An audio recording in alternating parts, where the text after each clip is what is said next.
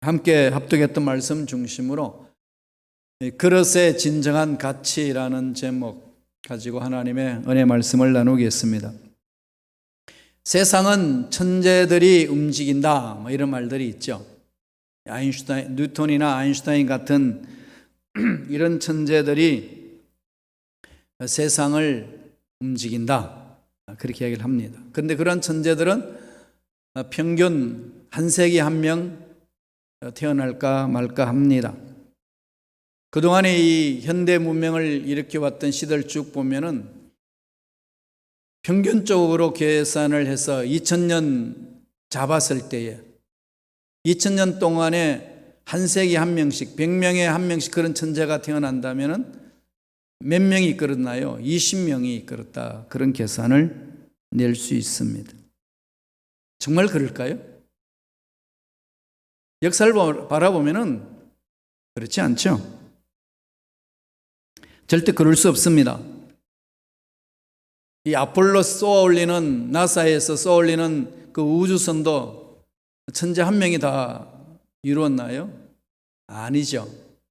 방향은 제시할 수 있지만은 수많은 사람들이 모여서 함께 일을 해서 그 결과를 얻습니다. 우리가 타고 다니는 자동차만 해도 한 천재에 의해서 다 이루어지는 것은 아니라는 겁니다. 적게는 수십 명, 많게는 수천 명, 이렇게 협력해서 만들어지는 작품들 아니겠습니까? 모두가 연합해서 이루어진다는 거죠. 각자가 해야 될 일들이 있다는 얘기입니다. 벤자민 프랭클린이 이런 말을 했습니다. 미국이 올바른 이 나라로 인식하려면은 어떠한 신분이 아니라 무엇을 할 수 있는 사람이 되어야 된다. 그 무엇인가를 할 수 있는 사람들끼리 조화해서 창조해 가며 살아가는 곳이 미국이다. 그렇게 간단하게 정의를 해 주었습니다. 제너럴 일렉트릭사 여러분 알죠? 그 유명한 경영의 귀재라고 했던 잭 웰치. 이 잭 웰치도 우리 모두가 하지 아니하면은 결코 한 회사도 올바로 쓸 수도 없고 어떠한 것도 성공할 수 없다. 그런 말을 했습니다. 모두가 합쳐서 일하면은, 그러니까 대중의 지적인 재산을 가지고 하면은 한 명의 사람보다는 훨씬 낫다. 이보다 더 현명한 일은 없다. 그렇게 이야기를 합니다. 우리 세상은 그렇게 연합해서 만들어져 가는 거죠. 교회 공동체는 어떠할까요? 동일합니다. 모든 사람들이 하나님으로부터 재능을 받아서 이 세상에 태어났고 각자 받은 재능을 가지고 모여서 공동체를 만들어가는 것이 하나님 나라의 공동체라는 사실입니다. 그래서 오늘 이 성경을 보면은 교회 모든 성도들은 하나의 그릇이다, 그렇게 표현을 합니다. 바울은 교회 공동체를 설명하면서 성도를 그릇에 비유하여서 설명하고 있습니다. 그릇에 비유하여서 공동체를 만들어가고 하나님 일을 한다는 겁니다. 그러면 그 그릇은 어떤 그릇이 되어야 될까요? 진정한 그릇의 그 가치가 어디에 있을까요? 이건 우리 신앙생활과 우리 인생살이 너무나도 중요한 가치관입니다. 그릇의 진정한 가치관. 여러분 어떻게 생각하시나요? 오늘 바울은 이러한 것들을 잘 설명을 해줍니다. 이 말씀을 정말 마음판에 되새기면서 내 자신을 돌아봐야 되고 주위 사람도 그렇게 봐야 되고 자녀들도 그런 눈으로 볼 수 있어야 합니다. 공동체에서도 우리는 이 바울의 그릇 가치관을 가지고 삶을 살아내야 되고 신앙생활을 해야 합니다. 첫째로 사도 바울은 그릇에 대해서 어떻게 얘기를 합니까? 다양한 그릇이 있다는 거죠. 그릇은 여러 종류가 있다고 설명을 해줍니다. 어떤 그릇이 있는지 한번 볼까요? 2장 20절입니다. 다 같이 한 목소리를 읽겠습니다. 큰 집에는 금그릇과 은그릇뿐 아니라 나무그릇과 질그릇도 있어 귀하게 쓰는 것도 있고 천하게 쓰는 것도 있나니 일명 금수저, 은수저, 흙수저 여기서 나옵니다. 그렇죠? 세상은 지금 금수저냐 흙수저냐 이걸 가지고 다 난리잖아요. 금수저는 금수저들끼리 모여라. 감히 흙수저가 어떻게 금수저 안으로 들어오려고 그러나 이러면서 선을 긋기에 바쁜 게 세상의 모습입니다. 아무리 민주주의 국가로 아름답게 멋지게 선진국을 자랑하는 나라들이라 할지라도 이런 그릇 종류를 가지고 선을 긋습니다. 일명 하나의 귀족 사회로 만든다는 거죠. 하이 소사이어티를 만들려고 그렇게 합니다. 큰 집에는 금그릇, 은그릇, 나무그릇, 질그릇 있다는 거죠. 이 그릇 종류를 가지고 세상은 서로 키재기를 합니다. 그런데 그런 세상에 살다가 보니까 예수 그리스도를 믿고 교회에 들어와서 교회 공동체 신앙생활하는 저와 여러분들도 이러한 것을 그대로 받아들이고 생활할 때가 얼마나 많은지 모릅니다. 자연스러운 거예요. 사람 바라볼 때도 늘 이런 눈으로 보고자 하는 어리석은 우리의 시각들이 많이 있습니다. 바울은 이런 부분을 대해서 강력하게 강조하는 부분이 있죠. 그릇은 많다. 그런 종류는 있다. 집에 가도 이제 하나의 비유를 하면서 여러 종류의 그릇이 있지 않느냐. 이 세상에도 그런 여러 사람들의 그릇들이 있고 교회 공동체도 여러 종류의 그릇들이 있다는 거죠. 여기에서 바울이 지금 말하고 싶은 게 뭘까요? 그릇은 여러 종류가 있듯이 종류가 다르다고 틀렸냐 이거죠. 틀린 게 아니라는 거죠. 뭘 깨달으라고 말합니까? 종류가 다를 뿐이다. 다른 거죠. 나와 너와의 만남 속에서 생각이 다르고 말이 다르고 삶의 스타일이 다르고 여러 가지 행태가 다릅니다. 나와 너와는 다르니까 넌 틀렸고 난 맞다. 이런 구조는 아니라는 얘기예요. 이걸 우리가 많이 배워야 합니다. 다른 것은 틀림이 아니고 그냥 다를 뿐입니다. 다름이 모여서 조화를 이루는 거죠. 꽃 보세요. 아름답죠. 그죠? 우리 권사님이 꽃꽂이를 이렇게 해오셨는데 여러 종류 컬러가 있고 모양이 있고 자기들의 맵시를 자랑하지 않아요. 어느 누구가 넌 틀려서 말할 수 있나요? 다른 거죠. 그냥. 그죠? 다른 겁니다. 달라도 너무 다르죠. 달라도 너무 다릅니다. 여러분 결혼할 때 보면은 서로 이렇게 마음에 끌리는 사람들이 어떤 사람일까요? 같은 사람이 마음에 끌릴까요? 다른 사람이 끌릴까요? 다 알죠? 나한테 없는 게 되게 끌려요. 그래 연애가 됩니다. 매력을 느끼고. 그런데 실질적으로 생활해 보니까 어떠세요? 달라도 너무 다르면 너무 힘들잖아요. 그게 결혼 생활이에요. 어렵죠, 그죠? 그래서 부부싸움이 일어나는 겁니다. 아무 일도 안 하는데 이게 티격태격 나오는 것은 다른 거죠. 얼마나 살면 맞춰갈까요? 한 30년 살면 맞춰가는 것 같아요. 그죠? 30년 되기까지는 내가 결혼 잘했다 못했다 여러분 판단하면 안 돼요. 그러니까 한 시대를 살아보셔야 돼요. 사람은 달라야 매력을 느낍니다. 같으면 매력을 못 느껴요. 왜? 나한테 있으니까. 연애할 때는 그게 되게 매력적이고 좋은데 같이 살기는 힘듭니다.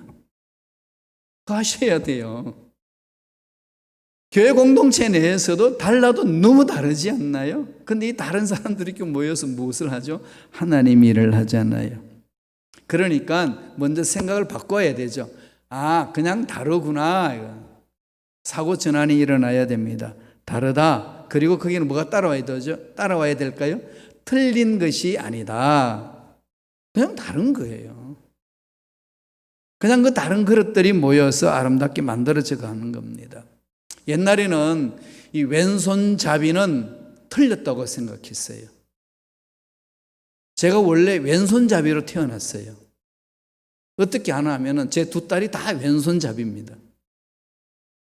저도 원래 어릴 때 왼손잡이로 움직였는데 부모님들이 보기에는 특별히 유교문화권은 어떻게 하겠어요? 오른손으로 글을 써야 되는 거예요. 남자는 오른손으로 글을 써야 되고 그게 사람이야. 이렇게 규정을 했어요. 그리고 왼손은 안 돼. 저는 왼손이 아주 민첩했는데 그걸 자꾸 오른손으로 바꾸니까 얼마나 장애가 많았겠어요. 부모님들이 안 보는 곳에서 행하는 모든 것은 왼손잡이를 합니다. 삽질할 때는 왼손잡이에요. 저는 몰랐어요. 그렇게 왼손잡이 삽질을 하고 있으니까 옆에 친구들 보더니 너 손을 왜 그렇게 잡아? 넌 원래 이런데? 야구 방망이로 치는데도 우리 이렇게 쳐야 되잖아요. 저는 이렇게 쳐서 이렇게 쳐요. 그러니까 너 그렇게 치면 안 돼. 그러면 왼손잡이 쳐야 된다는 거야. 이렇게 잡더라고요. 무의식적으로 잡는 건 그렇게 돼 있거든요. 그걸 뜯어 고쳤어요. 그럼 저는 고쳐서 지금 오른손잡이가 됐어요. 그런데 제 두 딸은 다 왼손잡이에요. 근데 자연스럽게 그렇게 가요. 그건 틀린 게 아니고 뭐죠? 다른 거지요. 지금은 자연스럽습니다만 우리 자랄 때만 해도 그렇지 않습니다. 사람들이 이렇게 시각 차이가 심하다는 거죠. 건강한 공동체는 뭘까요? 다른 그릇들이 모여 있구나. 이걸 인정하는 것이 건강한 거예요. 한 나라도 건강하려면 어떻게 해야 될까요? 미국, 우리 살다 보니까 어떻게 하죠? 수많은 인종들이 몰려 살잖아요. 다른 거죠. 틀린 게 아닙니다. 그런데 이걸 차별을 하는 거죠. 그러면 폭동이 일어나고 다툼이 일어납니다. 빨리 이것을 우리가 생각을 고쳐야 돼요. 이 정치인들이 이 틀린 것이 아니라 다르다는 것, 다른 사람들이 모여서 살아갈 수 있는 시스템으로 만들어주고 더불어 살아가야 돼요. 특별히 이민국가 미국은 그렇게 가야 합니다. 대한민국도 지금 많이 바뀌었어요. 이주민들이 많이 왔기 때문에 너무나도 다민족 문화로 되어가고 있습니다. 바꿔야 되죠. 교회는 어떨까요? 교회는 처음부터 다른 사람들이 모였기 때문에 그래야 됩니다. 그런데 우리 대한민국에는 이 카리스마적인 어떤 지도자를 많이 원했거든요. 군사 문화로 인해서. 그래서 경제 발전과 손 맞춰서 달려가다 보니까 교회 공동체도 1인 독재할 수 있는 카리스마가 있는 지도자가 나타나기를 너무 좋아했습니다. 길들여져 있었어요. 그런데 지금 바뀝니다. 지금 그렇게 나가면은 젊은이들 안 붙어 있습니다. 다 떠나버려요. 이 빨리 바꾸지 않으면은 공동체는 하나님이 원하시는 공동체가 될 수 없습니다. 금그릇, 은그릇, 나무그릇, 질그릇 여러 종류 있습니다. 이 그릇들이 모여 있는 거죠. 중요한 게 뭘까요? 다르다는 걸 인정하라는 거지요. 그릇 종류는 여러 종류 있다는 걸 빨리 인식해야 됩니다. 하나님이 그렇게 창조하셨잖아요. 그죠? 탈북자들을 위해서 제가 기도도 많이 하고 또 그들 이렇게 보살핀 일도 한국에 있을 때부터 했었는데요. 제가 그들 보면서 그랬어요. 야, 내가 너처럼 이북에 태어났으면 난 어땠을까? 이렇게 질문을 던져봤어요. 이건 우리 선택 아니잖아요. 그죠? 우리 선택이 된 거 없습니다. 하나님이 선하신 게 어떻게 태어난 거거든요. 그곳에는 뭐가 있을까요? 하나님이 선하신 계획이 있는 거죠. 뜻이 있는 거죠. 그러면 다양하게 만들어 주셨다는 것, 그것을 인정하고 다양한 사람들이 모여 살아갈 수 있도록 일을 만들어야 돼요. 그렇게 가야 나라도 든든해지고 교회 공동체도 든든해지고 가정도 세대 간에 차이가 없이 올바르게 살아갈 수 있어요. 여러분 자녀들하고 정치 이야기하면은 다투시죠? 네, 다투실 거예요. 자녀들이 그렇게 잘해주는데 어떤 정치 이야기만 하면 나눠져요. 그죠? 이게 생각이 다 다른 거예요. 각자의. 다르구나. 다르게 생각하고 다르게 사는구나. 이걸 인정을 하면서 가셔야 합니다. 그리고 올바른 길로 갈 수 있도록 하는 일 자체가 중요한 거죠. 에베소서 4장 16절 볼까요? 다 같이 한 목소리 읽습니다. 그에게서 온몸이 각 마디를 통하여 도움을 받음으로 연결되고 결합되어 각 지체의 분량대로 역사하여 그 몸을 자라게 하며 사랑 안에서 스스로 세우느니라. 온 몸이 각 마디를 통하여 도움을 받는다는 거죠. 연결됐다는 거죠. 몸을 비유를 통해 가지고 교회 공동체 모습을 설명을 합니다. 온 지체들이 온 몸에 붙어 있잖아요. 그렇게 해서 일사불란하게 움직이는 것이 병든 육체가 아니고 건강한 육체죠. 그럼 마음껏 활동할 수 있습니다. 교회 공동체도 마찬가지고 한 나라도 마찬가지입니다.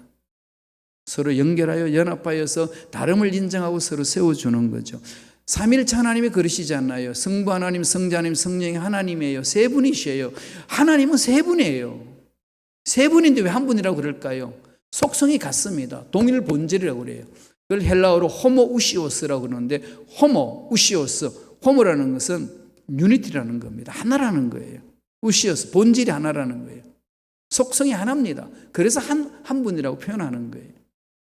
그 세 분은 어떻게 한 분으로 계시나요? 요한복음 17장에 보면 구체적으로 설명을 잘해줍니다. 아버지가 아들을 높이고 아들이 아버지를 높이고 성령이 아들을 영화롭게 하고 아들이 하나님을 영화롭게 하고 서로 세워주고 서로 높여주고 서로 사랑하면서 하나님 공동체로 존재하시는 거죠. 하나다 그렇게 이야기하는 겁니다. 삼위일체 하나님을 아는 자만이 교회 공동체도 그렇게 서로 섬기며 하나 되며 나아가는 겁니다. 그래서 가정에서는 그것을 먼저 체험하도록 가정을 주신 겁니다. 그렇게 만들어져 가는 거거든요. 두 번째는 어떤 그릇을 이야기를 하나요? 깨끗한 그릇. 그릇 종류는 다양해. 다름을 인정해. 그리고 정말 중요한 게 뭐냐? 깨끗한 그릇. 왜? 쓰임 받기 위해서는 그릇이 깨끗해야 됩니다. 아무리 금그릇이라도 먼지가 가득하면 여러분 맛있게 만든 음식을 그 먼지가 가득한 그릇에 담을 수 있나요?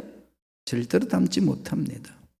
사람들은 금그릇, 은그릇 이런 그릇만 생각해서 존귀한 그릇, 저건 멋있는 거야, 좋은 거야, 저 그릇으로 가야 돼, 다른 건 나쁜 거야, 틀린 거야, 이렇게 자꾸 구분하려고 합니다. 왜? 세상 교육이 그렇게 되어 있으니까.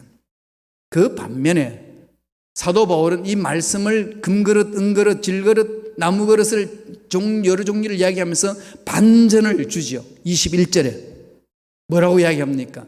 다 같이 읽겠습니다. 그러므로 누구든지 이런 것에서 자기를 깨끗하게 하면 귀 쓰는 그릇이 되어 거룩하고 주인의 쓰심에 합당하며 모든 선한 일에 준비함이 되리라. 무슨 말이죠? 하나님께 쓰시는 그릇이 중요하다는 거죠. 어떤 그릇이라고 얘기합니까? 깨끗한 그릇. 그릇 종류 상관없다는 거예요. 하나님이 쓰시는 그릇은 그릇 종류를 가지고 쓰시는 게 아니라는 겁니다. 세상은 그릇 종류를 가지고 이야기를 하고 있지만 하나님은 그릇 종류를 가지고 말씀하지 않습니다. 어떤 그릇? 깨끗한 그릇. 쓰임받는 그릇. 내가 깨끗해야 되고 자녀들이 깨끗하면 주인이 쓰신다는 거죠.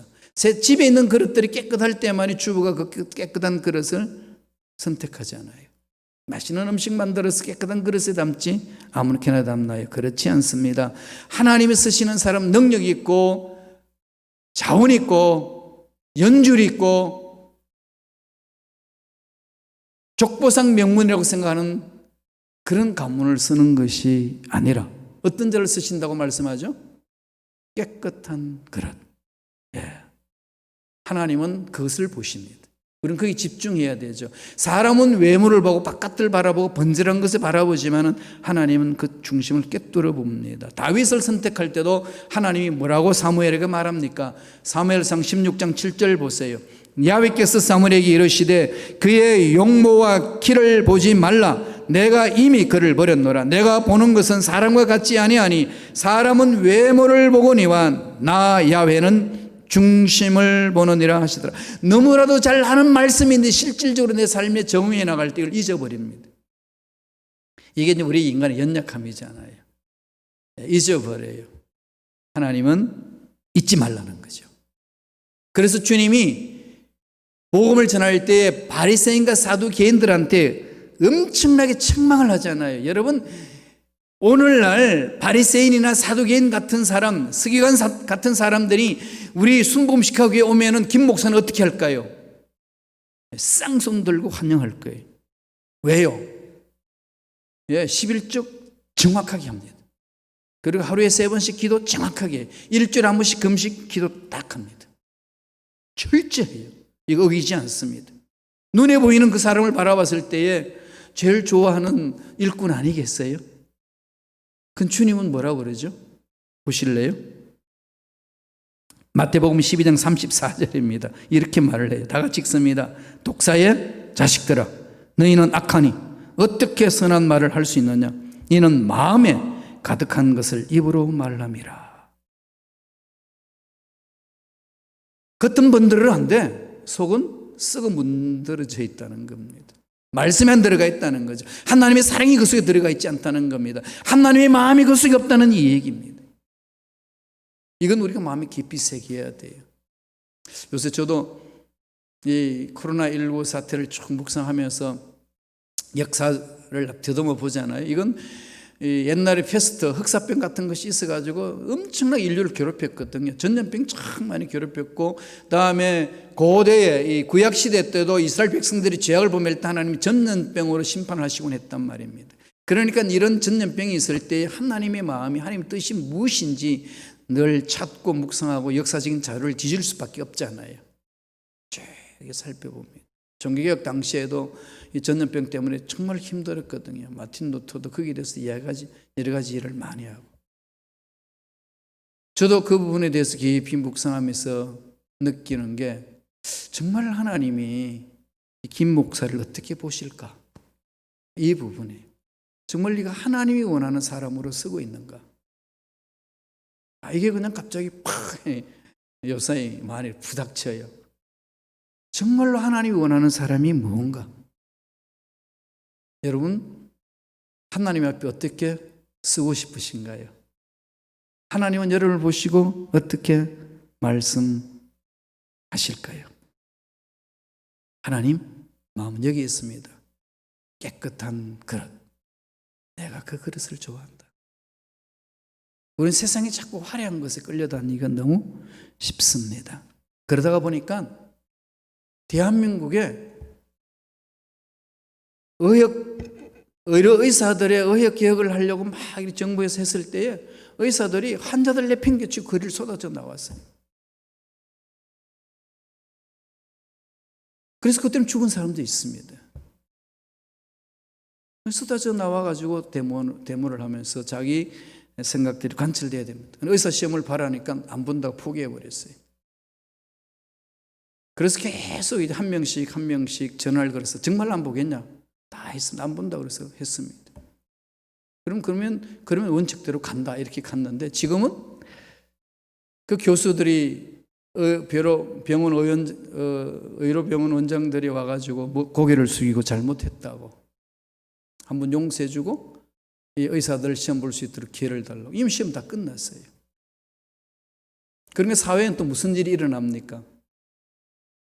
기본 원칙주의가 있는데 누구는 재시험 보고 누구는 안 보고 이러면 되느냐고. 지금 대학 들어가기 위해서 수능시험 보는데 1분만 늦어도 출입 못합니다. 시험장에 1분만 늦어도 못 들어갑니다. 그런데 이미 시험을 못 본 사람들 다시 봐달라고 그러면은 되겠나? 이게 지금 사회에 또 여론이 끌고 있습니다. 뭘까요? 나는 학교에서 1등을 했기 때문에 우리의 생각들은 관철돼야 돼. 이런 것들이 너무 많습니다. 오늘날 엘리트주의에 빠져 있는 사람들이. 이건 건전한 사회가 아니라는 거죠. 사회는 그렇게 가야 돼서는 안 됩니다. 모든 그릇이 합당하게 깨끗하게 준비되어서 쓰임받도록 만드는 공동체가 아름다운 공동체요, 성숙한 공동체입니다. 나라도 그렇고 교회도 그렇습니다. 이건 하나님의 사랑을 체험한 저와 여러분들이 이를 위해서 끊임없이 기도하면서 달려가야 됩니다. 그러면 깨끗한 그릇이 뭘까요? 주님은 늘 말씀하죠. 바리새인과 서기관들을 향하여 외쳤던 그 말씀이에요. 속을 깨끗이 하라는 거예요. 회칠한 무덤처럼 있지 말고 속을 깨끗이 하라. 속을 깨끗이 하는 게 어떤 걸까요? 생각이 깨끗해지고 마음이 깨끗해지는 거잖아요. 오늘 바울은 그런 것을 이렇게 이야기를 합니다. 2장 22절이에요. 다 같이 한번 읽어볼까요? 읽겠습니다. 또한 너는 청년의 정욕을 피하고 주를 깨끗한 마음으로 부르는 자들과 함께 의와 믿음과 사랑과 화평을 따르라. 주를 깨끗한 마음으로 부르는 자들과 함께 어떻게 해야만 깨끗해나요? 회개하는 거잖아요. 말씀에 서는 거잖아요. 말씀에 순종하는 거잖아요. 말씀을 붙들어야 되는 것 아니겠습니까? 이거 없이 어떻게 깨끗할 수가 있나요? 날마다 생각을 바꾸어 가는 것.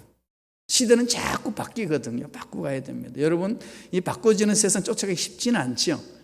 쉽지 않지만은 내가 할 수 있을 만큼 바꾸고 가는 게 정말 중요합니다. 그래야 이 시대, 이 상황 속에서 얻을 수 있는 걸 얻고 행복하게 살아갈 수 있어요. 그러나 우리는 바꿀 수 있어요.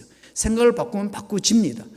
성령의 능력이 있지 않습니까? 말씀의 능력이 있지 않습니까? 골로새서 3장 10절 보세요. 바울은 이렇게 권면합니다. 새 사람을 입었으니 이는 자기를 창조하신 이의 형상을 따라 지식에까지 새롭게 하심을 입은 자들. 어디에? 지식에까지 새롭게 하심을 입은 자. 지식에까지 생각의 가치관이, 세계관이 바뀌어지는 거예요. 신앙생활은 말씀을 통하여서 세상을 바라보는 가치관이 바뀌어지는 걸 말합니다. 말씀으로 이걸 바꾸지 않으면은 신앙생활을 엉뚱하게 하는 거예요. 바꿔야 됩니다. 돈에 대해서, 명예에 대해서, 세상의 가치관에 대해서, 미혹에 하는 것에 대해서, 내 앞날을 계획하는 모든 것에 대해서 이 가치관을 바꿔야 돼요. 지식에까지 새로워지고, 즉 다시 말씀드리면은 생각이 새로워지라. 하나님이 쓰신다. 깨끗하게 만들라. 이 말씀이죠. 마지막 세 번째, 그렇게 쭉 설명하면서 바울이 어떻게 결론 내려줍니까? 쓰이는 그릇이 되라는 거죠. 주인에게 쓰이는 그릇이 되라는 겁니다. 그릇의 가치는 써야 됩니다. 사용되어져야 되는 거예요. 내가 아무리 금그릇으로 자랑해도 주인이 쓰시지 않으면 아무 소용없다는 겁니다. 왜? 세상의 것들은 다 없어지기 때문에. 영원한 것을 담을 수 있어야 됩니다. 2장 21절 볼까요? 다 같이 한 목소리 천천히 읽겠습니다. 그러므로 누구든지 이런 것에서 자기를 깨끗하게 하면 귀히 쓰는 그릇이 되어 거룩하고 주인의 쓰심에 합당하며 모든 선한 일에 준비함이 되리라. 주인이 쓰시기에 합당하며 이거잖아요. 주인이 쓰시기에 합당하게 준비되었을 때에 주인이 보시고 이 일은 그 그릇이면 되겠다. 딱 한다는 거죠. 쓰임받는 거 아니겠어요? 자녀들은 이렇게 쓰임받을 수 있도록 부모님들은 기도해야 됩니다. 후손들이 쓰임받을 수 있도록 기도해 줘야 되는 거죠. 주인이 쓰도록 합당하게 예비되는 것. 21절 하반절 보세요. 뭐라고 그럽니까? 다 같이 큰 목소리로 읽어볼까요? 주인의 쓰심에 합당하며 모든 선한 일에 준비함이 되리라. 준비되어야 주님이 기쁘게 쓰신다는 거죠. 1절에도 제가 말씀드렸습니다만 예수님이 십자가에 못 박혀 돌아가시기 직전에 예루살렘 입성한 사건이 있습니다. 예루살렘 입성할 때 걸어서 갔나요? 어떻게 하셨죠? 나귀를 타고 가셨다라고 이야기를 하죠. 구약에서 예언해놨습니다. 나귀를 타고 간다. 초라한 모습으로 가는 거지요. 백마 타고 나타나시는 분이 아니라 나귀 타고. 그러니까 주님이 제자들에게 말씀합니다. 야, 마을 맞은편으로 가라. 거기 가면은 나귀 새끼가 있어. 한 번도 타보지 않은 나귀 새끼 있는데 풀어와라 그랬더니 제자들이 깜짝 놀라는 거예요. 주님, 그거 남의 건데 그냥 가져오면 됩니까? 그랬더니 주님 말씀합니다. 주인에게 이 말해라. 주님이 쓰시겠다 하라. 그러면 풀어주리라. 그러셨거잖아요.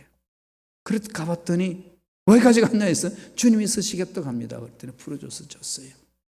하나님의 일은 주님이 쓰시면 풀립니다. 이게 가장 중요하잖아요. 그죠? 앞날 막혀 있습니까? 건강에 문제 있습니까? 여러 가지 불안 때문에 떨고 있습니까? 주님이 쓰시면 풀어집니다. 치유됩니다. 이게 우리의 핵심 아니겠어요? 그래서 가장 가치의 기준 어디 있다고요? 주님이 쓰시면 되는 거예요. 주님 앞에 쓰임받는 그릇들 되시기를 철저히 준비하며 나아가기를 간절히 축원합니다. 기도하겠습니다. 하나님 감사합니다. 주님이 쓰시는 그릇 되기를 원합니다. 멋지게 쓰임받기를 원합니다. 주님이 쓰시는 그릇이 될 수 있도록 만들어가기를 원합니다. 깨끗해지기를 원합니다. 성령님 사로잡아 주시고 우리들의 앞날을 이끌어 주시고 인도하여 주시옵소서. 약속의 말씀을 부여잡고 주님이 쓰시기 합당한 그릇이 되도록 깨끗하게 만들고 준비하는 우리 모두가 되게 역사하여 주옵소서. 감사하고 예수님의 이름으로 기도드리옵나이다. 아멘. 우리의 마음은 세상을 향하는 게 아니지 않습니까? 우리의 마음은 어디를 향하나요? 주님을 향해야